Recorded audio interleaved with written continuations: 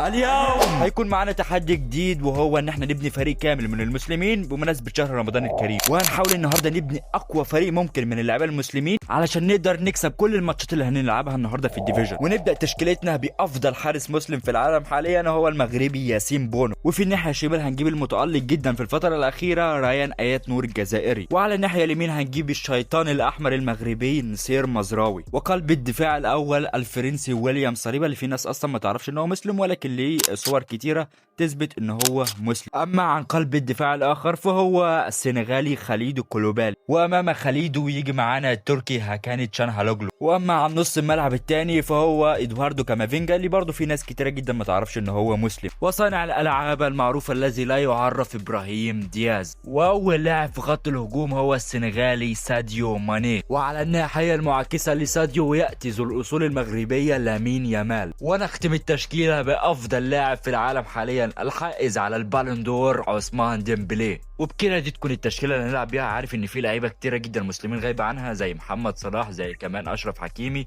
زي ادوارد ميندي، زي لعيبه عموما كتير قوي مسلمين الناس عارفاها. ولكن الصراحه حبيت اجرب اللعيبه دي، ومنهم لعيبه انتوا اصلا مش عارفين ان هم مسلمين، فحبيت برضو اختارهم زي كامافينجا وويليام صليبا، اللي في ناس بتشتمهم بدون سبب وهم ما يعرفوش ان هم مسلمين. فاستعد يا اعزائي عشان هندخل دلوقتي ندمر في الديفيجن. ويلا بينا على اول مباراه قصاد واحد حاطط علم ده علم الاهلي تقريبا السعودي، يبقى شخص اكيد تقريبا بنسبه 99% ده هيكون سعودي يعني مسلم. طبعا يا شباب دي تشكيلته، عنده كريستيانو وهالاند في الهجوم، وانا الدفاع بتاعي ضيع الصراحه. ودي تشكيلتنا كالعاده، ياسين بونو باذن الله قدم ماتش كبير النهارده. خلوا بالكم يا شباب، خلي بالكم خصوصا من محمد صلاح، خلي بالكم من صلاح وعنده كريستيانو وهالاند. يا نهار ابيض، الحمد لله الحمد لله شلنا ياسين في اول كوره، شلنا ياسين الحمد لله. خلي بالكم من صلاح وهالاند وكريستيانو، خط الهجوم بتاعه جامد جدا الحمد لله شلناه.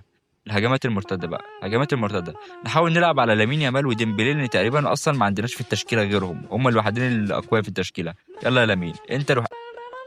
الحمد لله الحمد لله.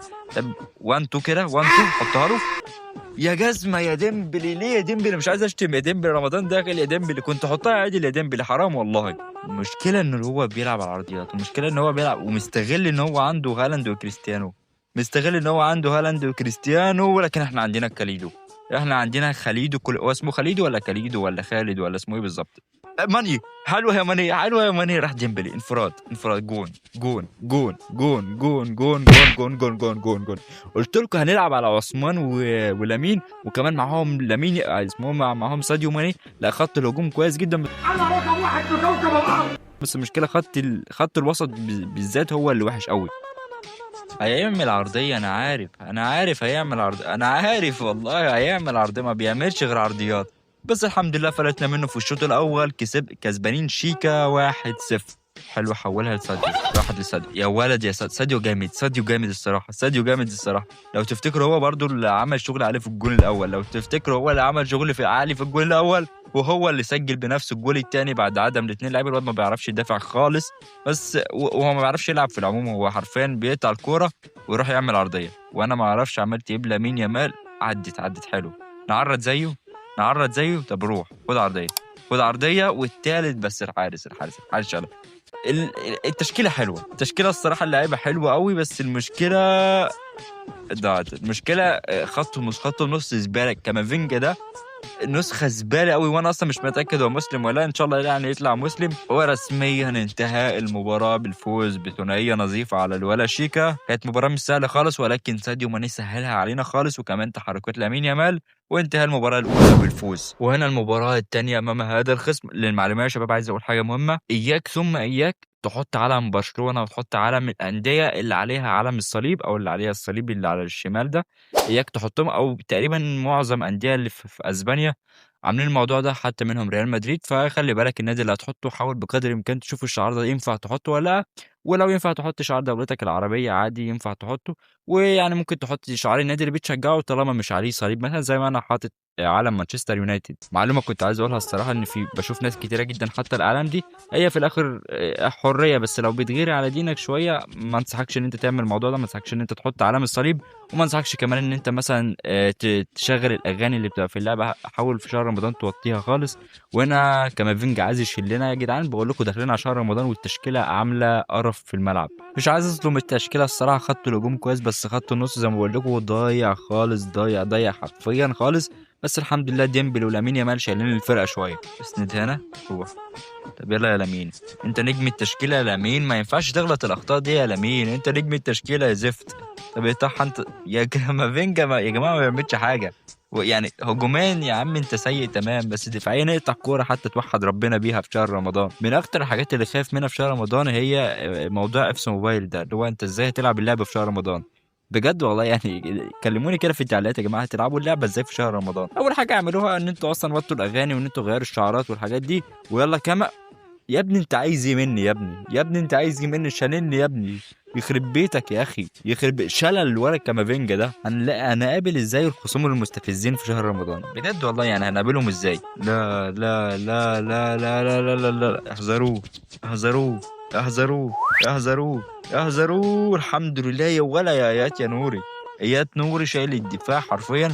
الحمد لله ان انا جبته، انا شفته متألق الصراحه مع مانشستر سيتي، قلت اجيبه ظهير جامد جدا. ابن الجزائر بيتألق معانا في التشكيله. اثبت نفسك لو انت جزائري، اثبت حضورك تحت في التعليقات بلايك او باعجاب او باي حاجه، المهم تعرفني ان انت جزائري وان انت من نفس بلد الاسطوره ريان ايات نوري. يلا الوان تو راح يا كاما، ما تشيلينيش وحياة ابوك ما تشيليني، وحياة ابوك. يعني دي عرضيه نص ملعب، يعني المفروض احسن ناس بتعرف تمرر هم نص الملعب، تخيل دي عرضيه نص ملعب لك. وايه ده؟ ايه الدفاع ده ليه هكان؟ ايه الحمد لله يعني هكان على الاقل بيعمل حاجه، اما كامافينجا ولا شيء ما بيعملش. شايف يعني ايه القرف اللي بيقدمه ده؟ الحمد لله انه هو عارف يباصي اصلا. طب روح يا لامين، انت نجم التشكيله لامين، انت نجم التشكيله لامين، انت نجم التشكيله. طب الارتو ده ازاي انا ممكن اعمله في رمضان من غير ما افطر على الارتو ده؟ يعني ايه؟ طيب يعني ايه؟ عايزين نكسب الماتش التاني على التوالي يا رجاله، ولكن خلت مقرف بجد. لاعب مقرف بشكل مش طبيعي يا جدعان، لاعب مقرف بشكل مش طبيعي. حرفيا انا عمري ما تقريبا ما جربت خلت، ما كسبتوش ولا مره.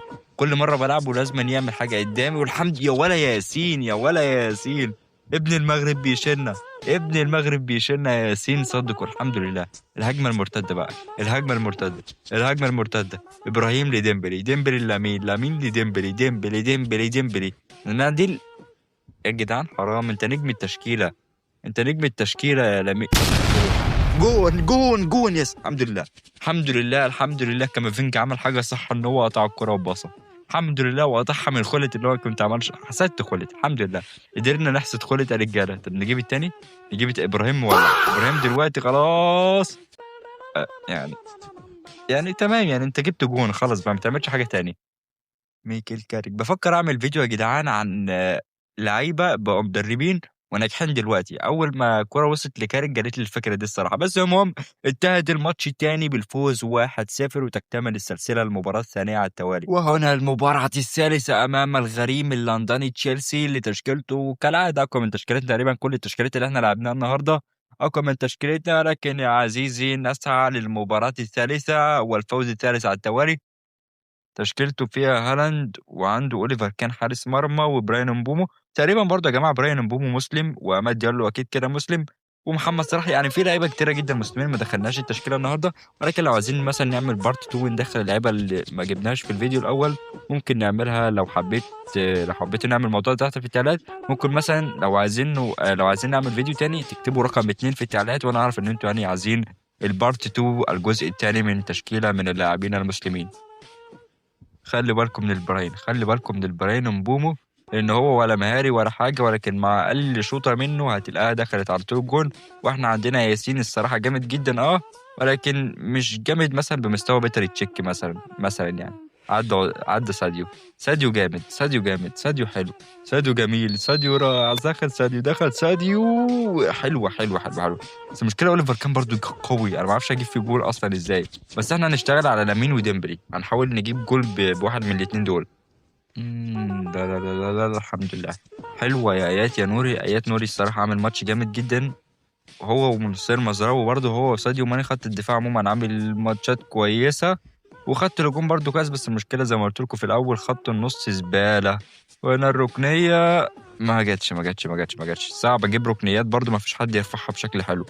الله عدى نصير ابعتها هنا. روح هناك يلا ديمبلي. حرام يا ديمبلي حرام. يعني ايه ده يعني بجد سيبك من الشوطه الاولى، ايه اللي انت عملته في المره التانية دي؟ احذر يا كامافينجا لان مع اقل غلطه هيدخل فينا جول بسببك. هكان حلوه يا هكان، حلوه يا هكان.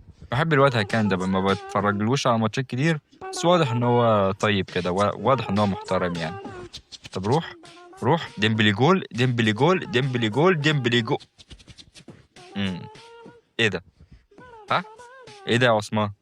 ايه ده يا عثمان؟ ايه ده يا ديمبلي؟ مش عوايدك يا ديمبلي، مش عوايدك. المفروض انت اللي تشيل الفريق يا عثمان، المفروض انت اللي تشيل الفريق يا عثمان. حرام ضد يا الصراحه. شوط اول سلبي، كنا نستحق ان احنا نتقدم على الاقل خالص 2-0، ولكن اوليفر كان شايله الصراحه جدا. غنوا قولوا يا ولا يا ولا يا ولا يا ولا يا ولا يا ولا يا ولا. جول جول جول جول. مستحيل مستحيل. الولا لامين برضو رايق. بص بص بص يا نهار ابيض. شلوتر بيك خلاص، ظهر شلوتر بيك اتكسر. كسرنا ظهر شلوتر بيك. كامافينجا اعمل حاجة صح في حياتك يا اسطى. حلوة حلوة حلوة اللي انت عملتها دي، بس راحت انفراد. انفراد ما تضيعهاش بقى، ما تضيعهاش بقى، ما تضيعهاش بقى. ضرب جزاء. ضرب. ايه ده مش ضربة جزاء، ده مش ده انفراد وتاكلينج، دي كارت احمر اصلا مش ضربة جزاء بس. حرام والله، لو دخل فينا جون التعادل هفتكر اللقطة دي وهزعل قوي يا حكم يا زفت. من الحاجات برضو اللي خايف منها وهي التحكيم، مش في اللعبة بس في الحقيقة. أنا واحد بشجع مانشستر يونايتد، أنا خايف بجد من التحكيم في الدوري الإنجليزي، وخايف من دياجو دالوت اللي هيقرفني بجد والله العظيم. أنا قول لي كده بجد والله، اكتبوا تحت في التعليقات مين أكتر الحاجات أو إيه أكتر الحاجات اللي خايفين منها في رمضان إن أنتوا تفطروا بسببها. يعني أنا خايف من دياجو دالوت إن أنا هتفرج عليه تقريبا. اليونايتد هيبقى مثلا ليه 4-5 ماتشات في شهر رمضان، هتفرج على دالوت يا نهار ابيض. بكره دالوت يا جماعه، لاعب بكرهه بشكل مش طبيعي. فانزل برضو وقول لي مين اكتر لاعب انت خايف من تتفرج عليه في فرقتك في شهر رمضان. يعني مثلا لو انت برشلونه قول لي مثلا بالدي واللعيبه دي اللي انت ما بتحبهاش في برشلونه، ولكن مع انشغالنا بشهر رمضان تنتهي المباراه الثالثه بالفوز 1-0 وتكتمل السلسله. صراحه انا متفاجئ جدا. التشكيله يا جماعه متماسكه جدا رغم ان اللعيبه بطيئه والمفروض تبقى ضعيفه، ولكن الحمد لله ربنا بينصرنا لثالث ماتش على التوالي. حرفيا الواد ما شاطش ولا كوره رغم ان تشكيلته اقوى من تشكيلتنا بكتير. وهنا نخش على الماتش الرابع قصاد واحد حاطط علم مانشستر يونايتد. تشكيلته دي اضعف تشكيله انا قابلتها النهارده، فنحاول النهارده نطلع باكبر سكور ممكن. تقريبا كسبت 2-1 او 3-1، ده اكبر سكور احنا كسبناه. فعايزين مثلا نجيب الماتش ده 3 أو 4 جوال. تشكيلته ده حاطط بيلينجهام راس حربه. ليه بيلينجهام جنبيه ليفاندوفسكي؟ فانا تقريبا انا عارف هو حاططهم جنب بعض ليه. ان شاء الله ما يطلعش اللي في بالي يعني. حلو. يعني انا والله الحقيقه والله الحقيقه والله ما تطلعش بيها بره. الحمد لله الحمد لله. وده ضيعها يعني انت فاهم. لازم حد يعمل حاجه غبيه. لا لا لا لا لا لا يا بلينجهام، لا يا بلينجهام، لا يا بلينجهام. خلي بالك يا ويليام. جون جون جون جون جون جون جون جون جون جون. هي لعل دي بجون خلاص، ما اقدرش الوم فيها الصراحه حد. الوم فيها ان هم اصلا خلوا بلينجهام يهرب من الاول منهم. ده اصلا ده حاطط ماتيتا وبيلينجهام وليفاندوفسكي في الهجوم. يعني ايه بجد؟ يعني انت عايز ايه يا معلم؟ يا رب ما يطلع اللي في بالي. انا قلت هدخل اكسبك 3-4 كده، هو جاب الجون الاول وشكله هو اللي هيكسب وتشكيلته احسن من تشكيلتنا ولا ايه؟ انا ما اعرفش. لا يا جماعه لا يا جماعه مش التاني يا جماعه مش التاني يا جماعه. الحمد لله الحمد لله. ياسين بيشنا، ياسين والله جامد جدا. تقريبا طلع بكلين شيت في الثلاث ماتشات اللي فاتوا، وهنا لغايه دلوقتي داخل في جون واحد بس شايل واحد تاني. جامد يا ياسين، وشال واحد تاني. حلو يا ياسين. يلا يا عثمان يلا يا عثمان يلا يا عثمان يلا يا عثمان يلا يا عثمان. شالها الحارس شالها الحارس. حلو على فكره. وعثمان واخدها من نص الملعب. حلوه يا عثمان. لو نقدر نجيبها بس كده ما جاتش، لو نقدر نعملها بس كده ما جاتش، لو نقدر بس كده ما جاتش.